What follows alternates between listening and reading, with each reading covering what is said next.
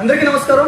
నా పేరు పైడి మురళీమోహన్, జనసేన పార్టీ మండల అధ్యక్షులు, పిఎస్సిఎస్ డైరెక్టర్, ఆంధ్రప్రదేశ్ నియోజకవర్గం.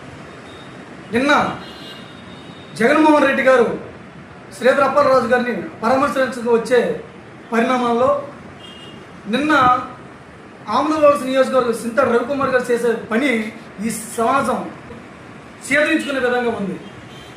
ఒక బాధ్యత గలగా ఒక ప్రజాప్రతినిధిగా ఉండి ఇలాంటి పనికిమాలిన పనులు ఏ విధంగా చేయాలనిపిస్తుంది నాకు అర్థం కావట్లేదు. సంస్కారం అనేది మీ గురువు గారు నేర్పలేదా? సంస్కారం అనేది మీకు పెంచే తల్లిదండ్రులు నేర్పలేదా?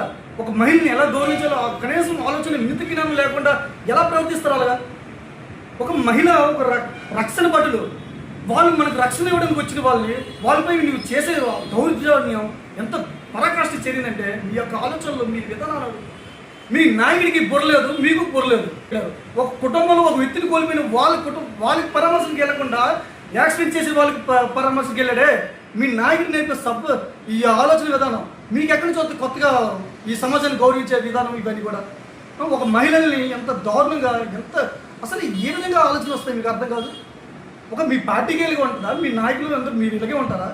మీరు మారరా? మీ ఆలోచనలు మారవా?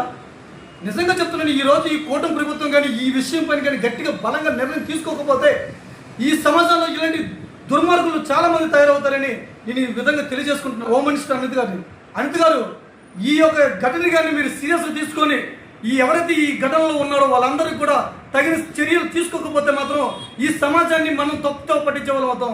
మన కూటమి ప్రభుత్వంలో మహిళలకి, పేదవాళ్ళకి అందరికీ రక్షణగా ఉంటుందని నిరూపించవలసిన బాధ్యత ఈరోజు మన కూటమి ప్రభుత్వం ఉంది. కాబట్టి మీరు దీన్ని సీరియస్గా తీసుకొని ఈ యొక్క ఘటనని సీరియస్గా పరిగణలోకి తీసుకొని వాళ్ళకి తగిన శిక్షలు పడాలని నేను కూటమి ప్రభుత్వం తరఫున కోరుకుంటున్నాను.